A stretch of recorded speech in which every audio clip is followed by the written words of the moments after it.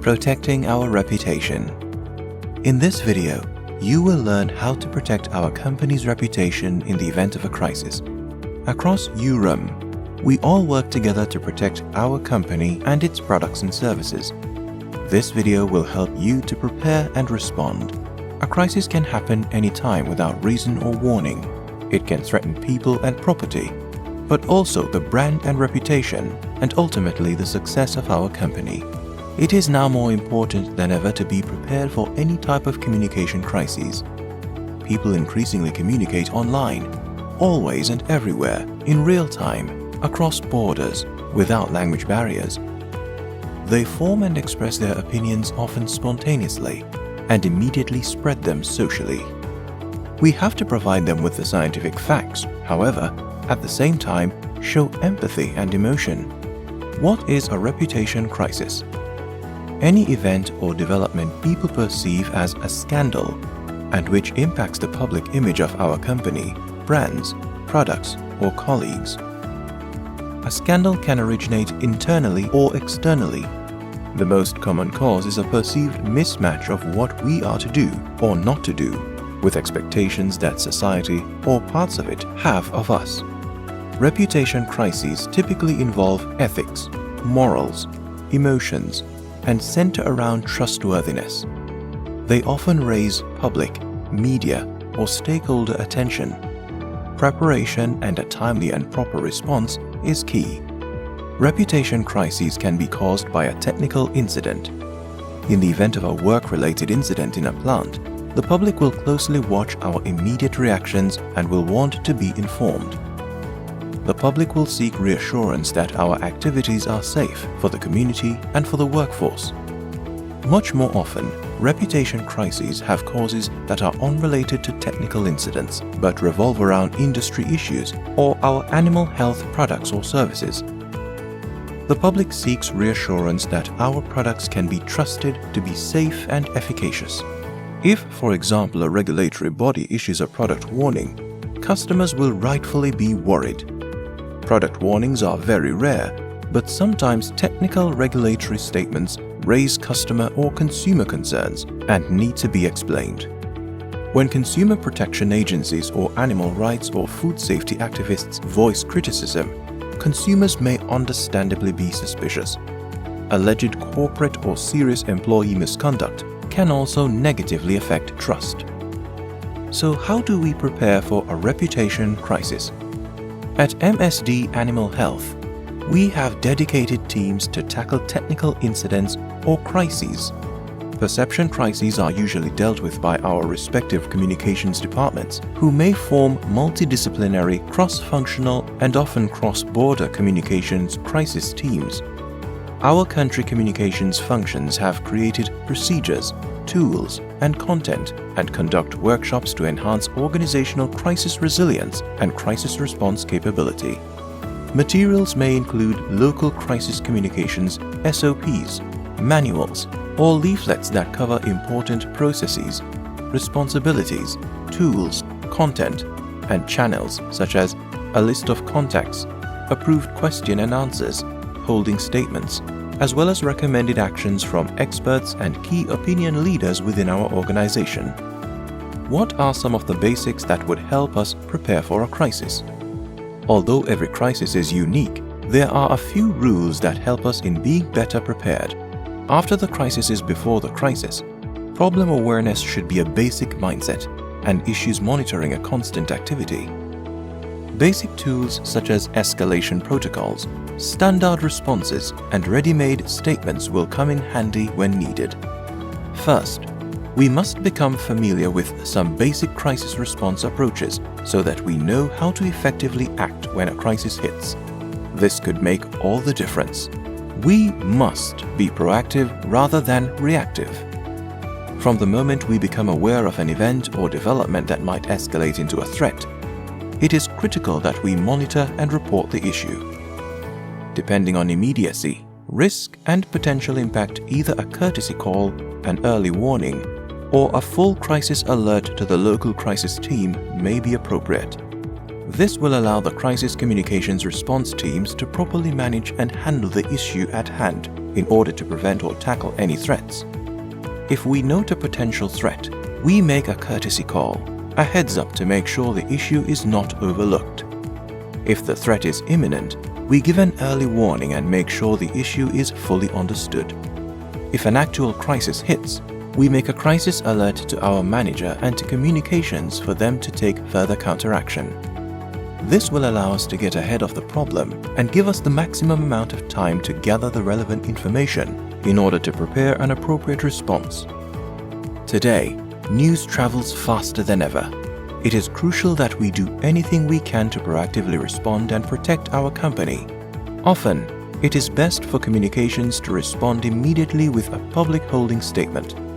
A holding statement informs the public that we are aware of the matter, investigating it, and will come back with information later. Such statements should also convey empathy. This way, we get extra time for fact-finding, assessment, and devising an appropriate, accurate, and effective response. Not all crises are the same. Let's take a look at understanding the different types of crises and how best to mitigate them. Based on their compression or expansion in time, there are two types of crises. First, the sudden crisis, which can be described as an immediate and unexpected occurrence. The other type is the creeping crisis. This is slowly building up with hidden developments and stretched over a longer period of time. When dealing with a crisis, we must first understand who our stakeholders are, and more importantly, how to build and foster a relationship with them. Knowing our stakeholders and enjoying trust-based relationships with them is a key factor in crisis management. Some of the key stakeholders include customers, employees, regulatory authorities, and government agencies, the media, key opinion leaders, and suppliers. Ongoing multi-stakeholder management and established working relations with the media allow crisis managers to reach a wide range of stakeholders fast. With an early response, we establish ourselves as the primary source to turn to during a crisis. We stay in the driving seat. Crisis management is designed to mitigate risk and minimize threats to our company and stakeholders.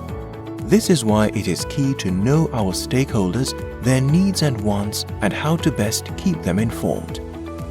Let's take a look at what we should avoid when preparing or dealing with a crisis. First, avoid using vague or difficult language. A key component of preparing the crisis team is spokesperson training. Designated organizational members must be prepared to talk to stakeholders or the news media during a crisis. It is important to get a clear response out to avoid any early setbacks. Second, transparency. Avoid phrases like "no comment." This can cause people to think the organization is guilty and trying to hide something. Instead, be honest and upfront about having to collect the facts first before giving them a proper answer, and refer them to someone if possible. Third, avoid statements of denial. Saying things like, "we did not know," or "it was not our responsibility," will be misunderstood by the public to mean our company was not willing to accept responsibility, if any. Depending on the nature of the crisis, a proper initial response could be, "We are investigating and cooperating with authorities." This shows responsibility is being taken and proper procedures are observed. One thing you should never do in the event of a crisis is lie. People want accurate information about what happened and how that event might affect them. Inaccuracies make an organization look inconsistent and untrustworthy. Companies that have not been honest or transparent when dealing with a crisis face long-term consequences and repercussions. As an example, let's look at the diesel scandal. At first, the automotive industry claimed not to lie. However, it later admitted to creating software that bypassed lab tests for hazardous pollutants from their diesel engines. Then, they claimed it was a mistake made by a few people, when it actually involved 11 million vehicles and was clearly orchestrated by higher-ups in the company. Only companies that successfully follow these guidelines on how to proactively manage perception crisis will survive and continue to succeed in the future. Finally, we must avoid statements which can be perceived as inappropriate to the public. For example, saying after an explosion, "Our goal is to operate a safe workplace, however, there are times when things go wrong," may sound insensitive and result in a loss of confidence from stakeholders and the public. Now that we have a better understanding of what a reputation crisis is and what to avoid when dealing with one, let's take a look at how we can proactively plan for it. Here is a real-life example of when MSD Animal Health was faced with a creeping crisis that lasted 3 months. On June 12th of that year, an animal dealer called and claimed that his dog had died after being administered our product. The first step MSD Animal Health took was registering a pharmacovigilance case, PV case. Immediately, MSD Animal Health hired an independent state-run laboratory to perform a necropsy free of charge to the dog owner. However, there was a queue that required an extended waiting period. On August 29th, while still waiting for the results, the owner threatened to broadly distribute the video of his dying dog online, as well as contacting the Yellow Press to publish the story. It was not until September 16th that MSD Animal Health managed to appease him. It was determined by the independent state-run laboratory that the dog was already terminally ill at the time of administration of our product. And that causation was so extremely unlikely that it could almost be ruled out. Although MSD Animal Health strictly followed the proper technical PV protocol, the company omitted to react substantially in a non-technical way by contacting the pet owner at the very beginning to express empathy, acknowledge the situation, offer help and give updates or explanations why the examination took so long. There were plenty of easy measures that could have been taken to appease the pet owner and diffuse risk.